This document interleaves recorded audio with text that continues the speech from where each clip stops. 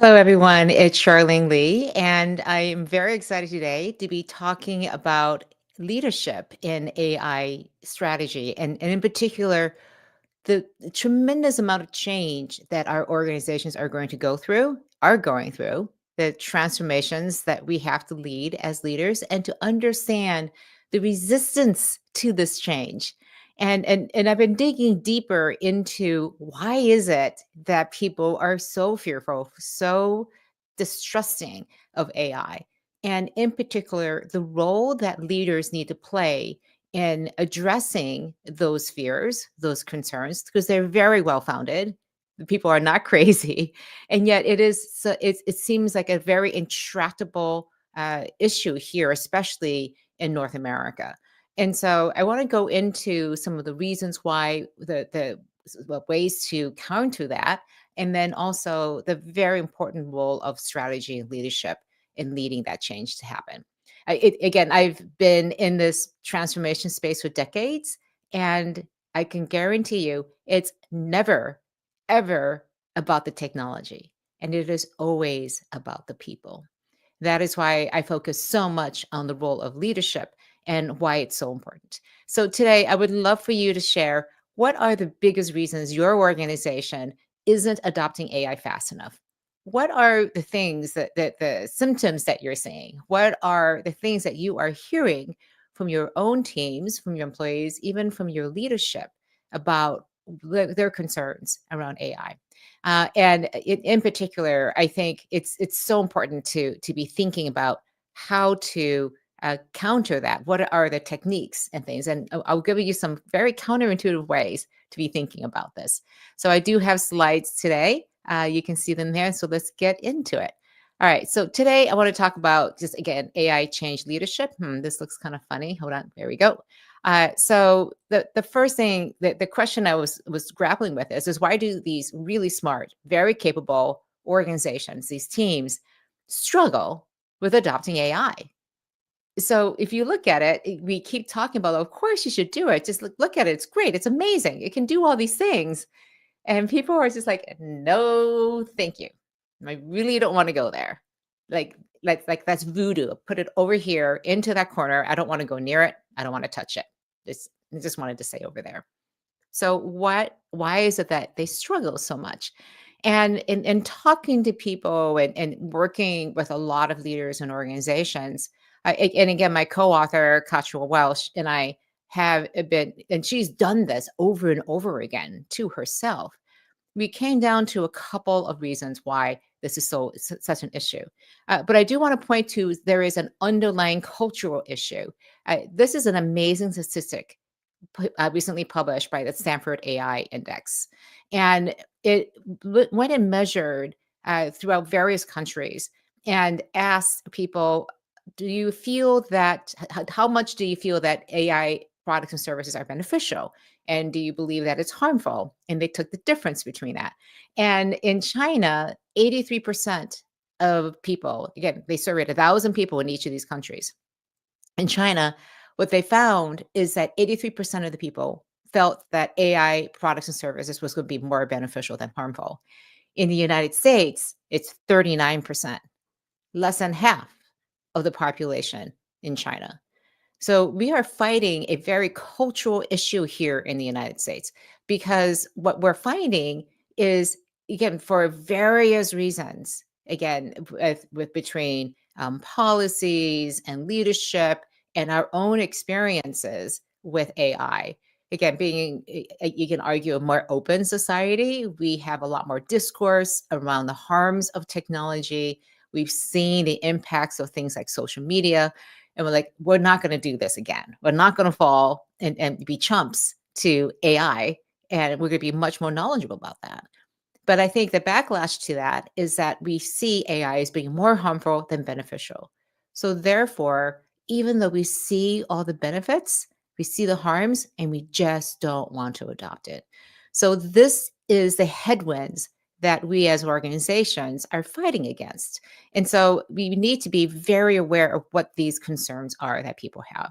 And so these are the major psychological reasons for AI resistance. And it's important to understand that these are very real.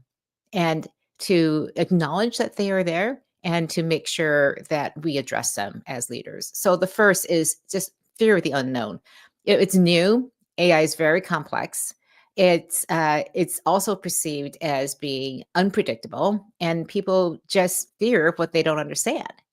So again, they're also very fearful of very specifically being displaced by their jobs. We'll talk a little bit more about the loss of irrelevance and their inability to learn and to adapt. So there's a lot of fear, uncertainty, and doubt, FUD around AI. The second thing is just a loss of autonomy and control.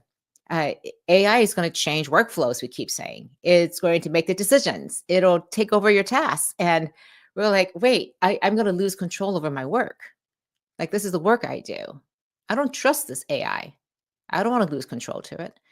There's a threat to our competency and mastery. I mean, these things do things so much better than us. So it calls into into question these existential issues like, what is my value? I feel extremely devalued now. The things that I've invested in for decades into my areas of expertise don't mean anything anymore. Lack of trust, I mentioned a little bit. There's a mistrust of AI itself. It comes up with wrong answers. There's bias in it. And so we also, there's a lack of trust of leaders, of governments, of organizations. What are you really doing with AI? Are you going to use it to surveil us? Uh, how much information are you gathering now with all this AI? There's a lot of scary articles out there about the nefarious reasons behind the big models and what they're actually doing with all of your data. There's cognitive load and the social factors that, again, there's peer pressure, for example, and social cultural factors of being an early adopter. If you're the first person sticking your neck out and saying against everyone else who is saying, I'm afraid of it, well, are you going to be the first person to wave the flag for AI? So, again, if the culture also punishes failure, then experimenting with AI is not going to be a safe thing for you to do. We again have had negative experiences, things like social media, other failed digital transformations of the moment that people have gone through. There's significant change fatigue, and then finally, again, AI being presented as an enhancement, as augmentation, when really the purpose of it is to replace people, to cut costs. So this is the lack of clarity of what AI is actually going to do. So this is the environment that we're in. And the reality is that we just don't really know what AI can do, what it can't do. And the lack of communication from our leaders isn't helping things because all this fear and uncertainty is adding to it. And I think one of the reasons why other countries have been so much more proactive, and I look at the policies in China, the governments, the organizations have been messaging the power of AI, that this is the leap forward that we have to take. There are significant investments from a government perspective and encouraging organizations to become much more focused on artificial intelligence. So, what I find very interesting is that when we think about creating an organization that is capable of adopting AI, one of the best ways to do that is by having constraints and boundaries. And this is the counterintuitive part of this whole talk I want to talk about today. By saying by putting in limitations, you're actually expanding possibilities. And what I mean by this is that the pros outweigh the cons of limiting things. So, for example, having great clarity and focus about what the purpose of AI is, and having the ability to then make quick decisions because we're only going to use AI in these instances increases the confidence you have that you're doing the right thing, you're pursuing the right areas, that the risks have been thought through and minimized. And all these other unsaid fears are brought to the surface, and you're starting to build trust. The downside is you'll miss a few opportunities that may or may not have been there. You may reduce some creativity, although I would argue that constraints actually increase creativity. And then also there's some potential dissatisfaction because you can't go and pursue your favorite pet projects when it comes to AI. I talked to one organization and they had done what most companies do. They created a huge long list of AI use cases. They had like 90 of them. And as they started figuring out their AI strategy, they kept saying use cases are not a strategy. So they went back to the business strategy, identified the top three objectives, and kept narrowing those use cases to the ones that were absolutely the most important things for them to do strategically with AI. And it wasn't to say that, we weren't going to pursue these things, but these were the most important things we were definitely going to do. We're going to prioritize them. And this is the reason behind them. And like going around and talking to all the various stakeholders who proposed those 90 use cases and got them to say, instead of my pet use case, I'm going to focus on this one. And also on these top initiatives and applications that would support the business strategy. And then also, if you weren't on board with AI, you could now see how AI was going to help support the business objectives and the strategy that we had already bought into. So I think again, just having these constraints is a really important thing to have. So, a couple reasons why, again, just boundaries and constraints create safety and speed also as well. They reduce overwhelm. Instead of the whole world of AI that we're going to pursue, we're just going to do these things. We're just going to use AI in these limited applications because they help us achieve our goals. It increases the clarity of what we're going to do, what we're not going to do. It channels all that energy into very specific areas. I pour all of that enthusiasm into here, and it actually fosters creativity.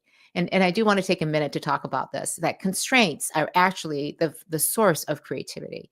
Talk to any artist, talk to any architect. The worst thing you could see is a blank canvas. Like, okay, so go be creative within a blank canvas versus, well, this is the purpose, this is the constraints. If you're an architect, the land space that you have, how high you can build, the regulations, and it allows you to be very creative to work within those constraints. So I do believe that constraints and limitations, boundaries, are a tremendous source of creativity. Same thing with limited resources and time. It manages risks because you now are saying we're going to only do these things that have certain levels of risk, build psychological safety, and again, accelerates iterations because the decision making is going to be very, very focused on just these things. So, boundaries, all these things are really important because in the end, what you're really focusing on is how do we say yes? How do we say yes to AI? And the reality is, saying yes takes a lot more work than saying no. It's easy to just say, we're not going to use any AI. We're going to just ban it completely because we just don't know how to work our way around it. But once you make a decision to adopt AI, you have to do a lot of work. And this is why I think a lot of organizations don't put in these boundaries, don't put in enough governance and limitations and focus, because it is a lot of work to do that and to do that in a new area and space in particular. So I want to go and talk a little bit about how important it is to create psychological safety. Wait, I just see a couple comments here. We have a good comment here from Jay, just looking through it. So mitigation of AI resistance, focusing on empowerment, agency, and collaboration has less to do with technology and more to do with corporate culture. Absolutely agree. AI can be a positive support for democratizing the workplace, which challenges the autocratic and hierarchical nature of corporations. I know this thing, Jay. We have talked about this many times. I think that AI is, again, just in general, technology is one of the key ways that we keep pushing power and responsibility and decision making deep into the organization.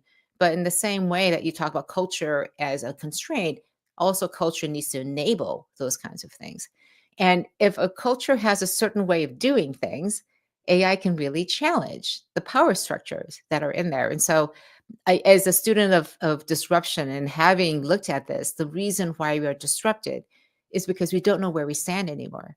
And especially, where do we stand in terms of our exercise of power? So, again, highly disruptive. Again, having clarity, constraints, boundaries, but also explaining how things are going to change, or even admitting that you don't know how things are going to change, but we're going to limit the change as much as possible within this box. And that just gets everyone a lot more comfortable. Because instead of saying we're going to boil the ocean, we're going to just do these things first, second, third, and fourth. So let me go back to the slide around just AI strategy and how it creates this psychological safety. So in the beginning, you may start with unclear AI boundaries, where again, it's just the world could be there. But then articulating in your strategy just what AI is going to do, what it's not, because strategy is a set of integrated choices. And I want to emphasize the word choices because you have to decide what you will do and what you won't do. And again, you can't do everything. And with AI, it's especially important. And define what AI is going to be used for and be really clear about this. If you are going to use it to cut back on headcount, because and not even so much cutting back on headcount, it's to say, if we're going to grow, how do we grow without adding people? And how do we leverage AI to get the most out of the people we already have here? Or if it is to reduce people, why are you going to do that? Where are you going to redeploy them? Or are we going to transition to a new type of organization? So, having that transparency is extremely important in building trust. And when people's livelihoods and jobs and careers are on the line, you need to be very honest and be very fair about how you're going to treat them and what their future prospects are. Because if it's not clear to them, if you don't articulate that, they're going to make it up and it won't be pretty. And then setting those expectations is really important. That all creates that psychological safety. Again, to be able to be confident, to go forward and do all of these things. So I believe that having that clarity is so important. And the thing that I want to talk about, I've talked about this in the past, and I'll talk about it next in 2 weeks in my next live stream, is the importance of having that plan. Like, this is what we're going to do. This is what we're going to do over the next 6 quarters. Here's what we're going to deliver with AI, the value and the impact we're going to deliver every single quarter. Now, things may change because AI changes all the time. But right now, to the best of our ability, this is our strategy. This is what we're going to do with AI. And the more articulated that plan is, and the more aligned it is with your business strategy, the more people are going to think, oh, this is really thought through. You're addressing a lot of those concerns and fears that I had. And therefore, I can begin to trust it. I can begin to trust that we know what we're doing when it comes to AI. And more importantly, that I will know what I am doing. I will feel more competent. I will feel more fluent with this content and these tools. So let me just go into just a couple more ways that you can create that psychological safety. And in particular, why boundaries and limitations are so important. So, first of all, establishing these safe zones for experimentation. So, yeah, we know AI can be tricky. We don't know everything it can do, but we need to figure it out. So, within this box, and these are the constraints, don't go outside of these limitations. Stay inside that box, but within this box, go for it. If you ever look at a playground where there are many children, if there is a fence, guess where the kids are? They're right up next to the fence. If there's no fence, they stay in the middle and they don't explore because they don't know how far they can go before and stay safe. So the more clearly you can define the walls, the box, the sandbox that people can literally play in, then the better off you'll be. Define again how data can be used, who can use it, what you can use it for, and also the privacy boundaries. Policies become so important to build trust. I've talked in the past about the importance of governance. I love governance because it allows you to go fast by defining what you can do and what you can't do. So the stronger your governance is, the faster you can go. And it seems so counterintuitive. But if you have good governance that allows you, that enables you rather than restricts you, then you're going to be in a great place. Define the ways that you're going to communicate and also get feedback from people. Well, what's going right? What's not going wrong? Model the actual behaviors. So if they see you doing this as a leader, it gives them confidence that they can also do it too. AI is one of those things where you have to get your hands dirty. You have to be talking about your own personal experiences, your own personal discoveries, your failures, what worked, what didn't work. and to be sharing that in a very transparent way as a leader of the organization. And then very importantly, constantly, constantly articulate why. Why are we using AI? Why are we doing this? Why are we taking on this risk? Why are we going on this journey? People cannot hear this enough, especially when there's fear and there's doubt and uncertainty. When those things are present, your ability to communicate the why becomes absolutely paramount.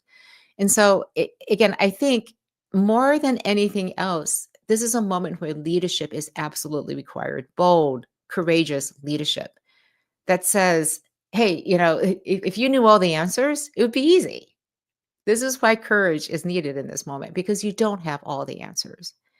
And it's especially difficult right now because you are fighting these headwinds of fear about AI. And for you to come out and say, "Well, we're going to do this in a way," and we are going to face personal backlash against this because people are very nervous, they're very upset, and they're fearful. So being aligned as a leadership team, being clear about what your purpose is, standing firm in that, communicating, listening, hearing the concerns and addressing them is a key part of this entire process. So I want to see if there's any other questions. I'm also watching the time very carefully. All right, great. We have just a few more minutes to just make a couple other points. I oftentimes talk about the messy middle. And this is, again, it's so important because when you're going into this messy middle, into this liminal space of exploration, but also a time when it can be really scary.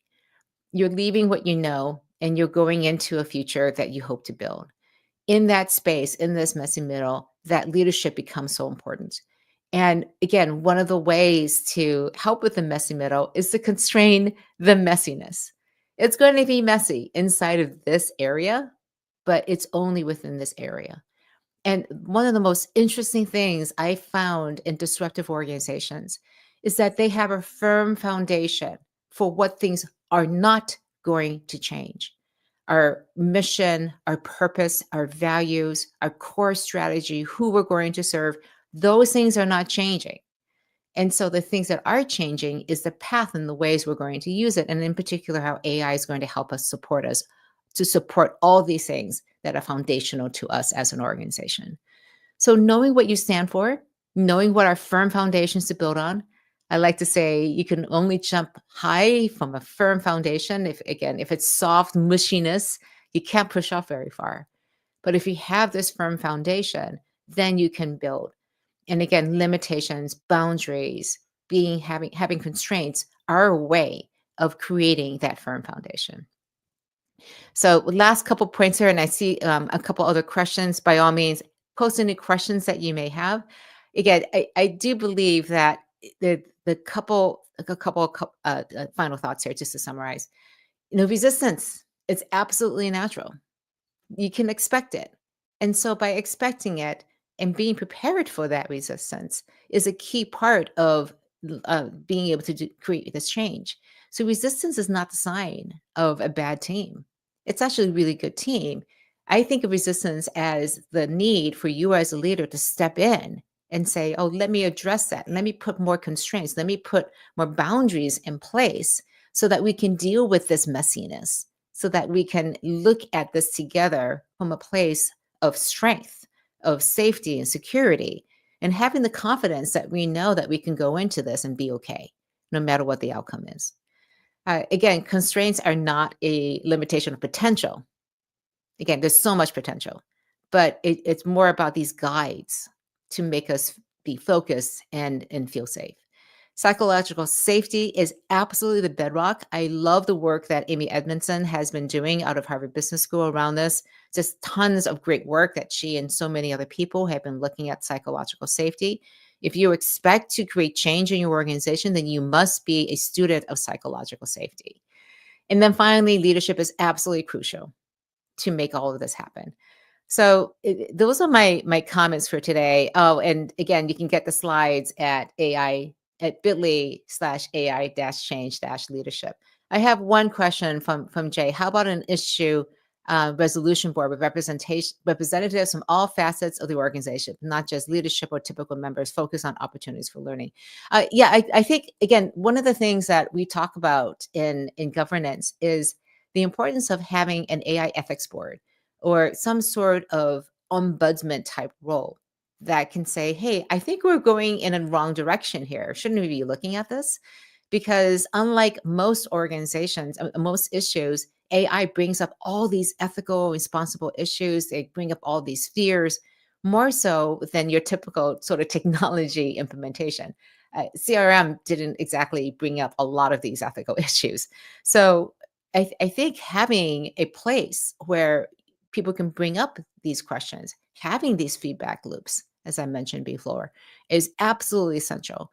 And our belief is that this AI ethics office, it is actually an entity with power, with responsibilities, with budget and people that can take this straight to the top executive teams and even escalate to the board. So, because these are the issues that may seem really small and minor, that can just incredibly escalation into significant problems for an organization. So, I think it's so important for us to be thinking about again some of these small things, but limitations and boundaries are a good way to again limit those. But also having that release valve to say, well, I don't think we're addressing this well enough, fast enough. We need to be able to talk about it. So, again, having those feedback loops and communication channels are absolutely essential.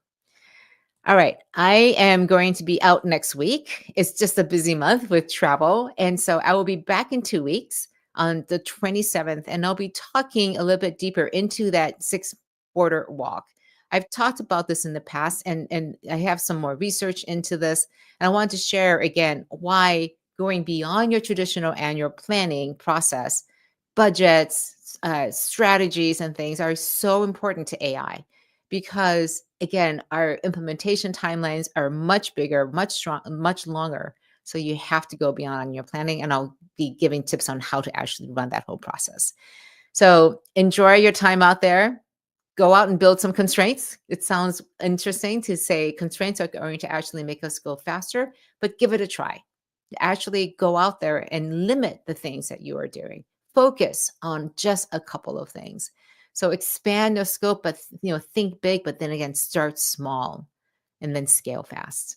Stay safe out there, and I'll see you in 2 weeks. Take care. Bye.